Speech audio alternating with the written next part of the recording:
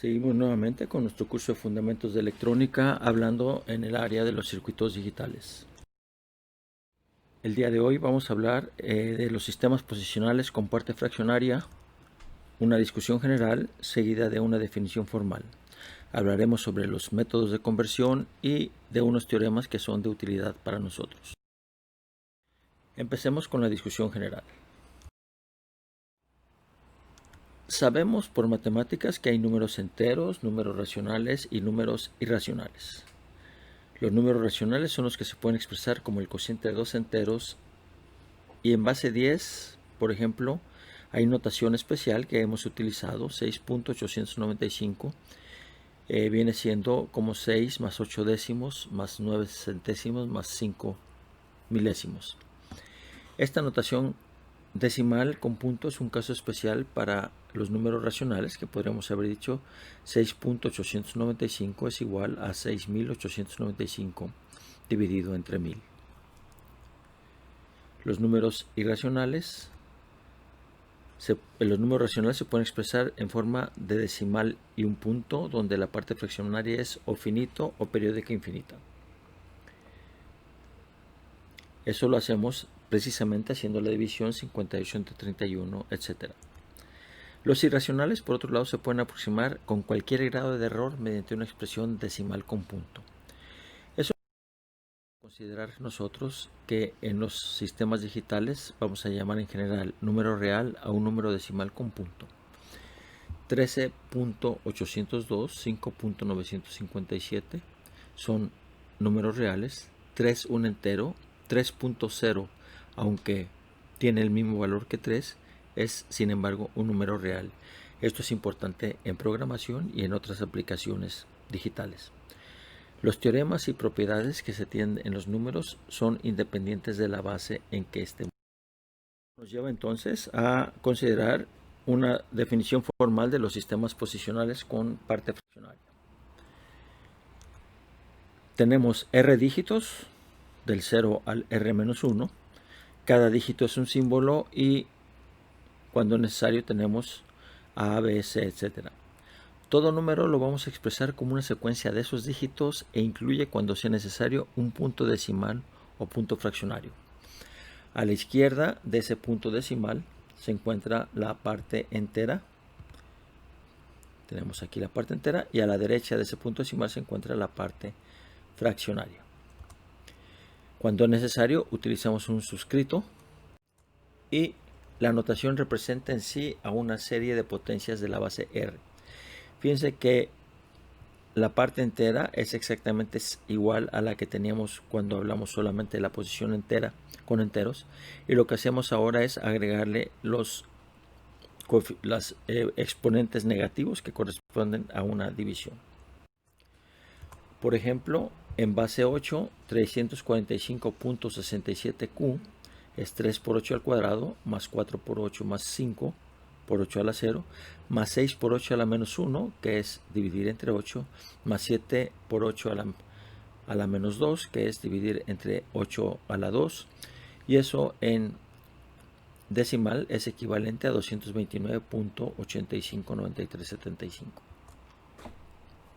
En binario aplicamos el mismo principio y vemos nosotros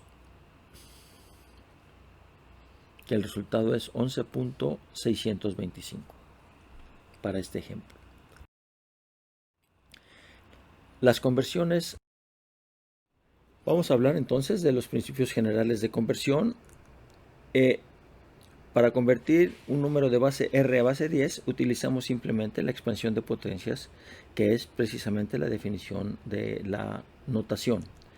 En cuanto a la conversión de base 10 a base R, primero convertimos la parte entera, después convertimos la parte fraccionaria y unimos los dos resultados. Como la parte entera ya sabemos cómo convertirla, vamos a concentrarnos por el momento en la parte fraccionaria. Y el algoritmo de conversión que vamos a utilizar es el de multiplicaciones sucesivas. Tomamos el número n, que es la parte fraccionaria, lo multiplicamos por r y eso nos va a dar una parte entera y una parte fraccionaria. Si esta expresión que está aquí la dividimos entre R, nos va a quedar esta operación. Ahora tomamos la parte fraccionaria n-2, repetimos el procedimiento y nuevamente tenemos una parte entera y una parte fraccionaria. Esa parte entera va a ser el siguiente coeficiente o el siguiente dígito. ¿Por qué? Porque nos queda esta expresión. Fíjense que la expresión que nos está quedando justamente es la expansión de la notación. Repetimos cuantas veces sea necesario para llegar finalmente hasta el número de dígitos que necesitamos. Como dije anteriormente, esto se conoce como el algoritmo de multiplicación sucesiva. Vamos a dar un ejemplo, el 0.67 a base 2 con 8 dígitos binarios.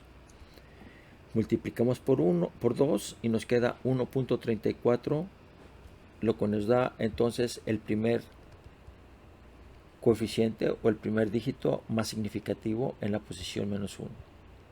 Repetimos y ahora tenemos el 0 como el siguiente dígito. Repetimos el 1 y así sucesivamente nos ponemos a repetir hasta llegar a los 8 dígitos que necesitamos. Los leemos del primero hasta el último y decimos entonces que 0.67 en términos binarios es aproximadamente igual a 0.10101011.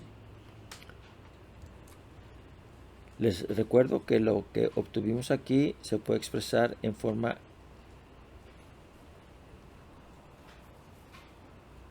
de potencias como lo tenemos expresado. Y ustedes ven aquí porque esto es solamente una aproximación, ya que la suma no nos da exactamente a 0.67. Una cosa interesante aquí es que la parte hexadecimal, el sistema hexadecimal y el sistema binario son también, se pueden obtener por conversión directa. De hexadecimal a binario, expandemos cada dígito decimal a su nivel equivalente. 0.92a, ¿verdad? Aquí está el 9, aquí está el 2 y aquí está el a. 0.1f24, aquí está el 1, f, 2 y 4. Si ahora procedemos en sentido inverso, trabajamos de izquierda a derecha, los vamos agrupando de 4 en 4. Es importante aquí asegurarnos que vamos a tener 4 dígitos. Vamos a tener este ejemplo. Este número, vean ustedes, consta de 2, 4, 6, 8, 10, 12, 13 dígitos binarios. Por lo tanto, vamos a tener necesidad de agrupar añadiendo 3 ceros a la derecha para que el grupo sea de 4 dígitos. Ahora sí, cada uno de esos 4 dígitos lo podemos nosotros convertir individualmente. B, 7, 6 y 8. Tomemos ahora un ejemplo 109.975 que lo queremos cambiar a la base hexadecimal. Empezamos con la parte entera por medio de divisiones sucesivas como ya lo habíamos hecho anteriormente, ¿verdad? Dividimos, nos queda de 6 que corresponde entonces a 6DH. Procedemos ahora con la parte fraccionaria, 0.975 con 3 dígitos. 975 por 16 nos da 15.6. El 15 es una F. Seguimos entonces con el 0.6 por 16 nos da 9.6, nos da 9. Y vean ustedes cómo este 0.6 se va a estar repitiendo constantemente, por lo tanto tenemos una expresión periódica, pero que nosotros estamos recortando a solamente 3 dígitos. habiendo hecho la parte entera y la parte fraccionaria, unimos los dos y nos queda que 109.975 es igual a 6D.F99H. Puse las notaciones alternativas de 0x y esta de 0h que se usa en algunas computadoras, en unas calculadoras gráficas. Para cambiar a binario lo podemos hacer directamente a partir de la expresión decimal. Tenemos aquí el 9 y el 6. Recuerden, para la parte entera es del punto decimal hacia la izquierda, para la parte fraccionaria del punto decimal hacia la derecha. Aquí está el D, 9 y 9. Ahora vamos a ver algunos teoremas que son interesantes para nosotros. Primero, en cuanto a las operaciones se refiere, la suma y la resta siguen los mismos principios. Simplemente el punto decimal se alinea a la hora de que sumamos. Hay que poner el punto decimal en una misma columna. Lo que quiere decir que desde el punto de vista electrónico podemos usar el mismo sumador poniendo de manera implícita o asumiendo de manera implícita la posición del punto decimal. En cuanto a las multiplicaciones y divisiones, se usan los principios que ya conocemos en la base 10. El número de cifras decimales en el resultado de acuerdo a las cifras decimales que tenemos nosotros en los operandos. Desde el punto de vista de definición de complementarios, técnicamente los dos números son complementarios si la suma me da 10 a la m, donde m ahora no es el número total de dígitos, sino solamente el número total de dígitos en la parte entera. Ceros a la izquierda si es necesario. 25.36 y 74.64 son complementarios. ¿Por qué? Porque sumados nos dan 100. Dos ceros correspondientes a dos dígitos en las partes enteras. Una cosa interesante, sin embargo, es que para hacer el cálculo lo podemos hacer nosotros simplemente ignorando el punto, y después de haberlos hechos ponemos el punto donde corresponde. Verifiquen ustedes con este ejemplo. La resta por suma de complementos sigue siendo válida. En el caso de las multiplicaciones por 10 a la m, se siguen también los mismos principios. Lo que hacemos es añadir m ceros a la derecha o, si es necesario, recorrer el punto m posiciones a la derecha. Un ejemplo simple en hexadecimal: 32.2f56h por 10 a la 3 hexadecimal equivale a recorrer los tres puntos, el punto decimal 3 lugares, 1, 2, 3, y nos da 342f5.6h.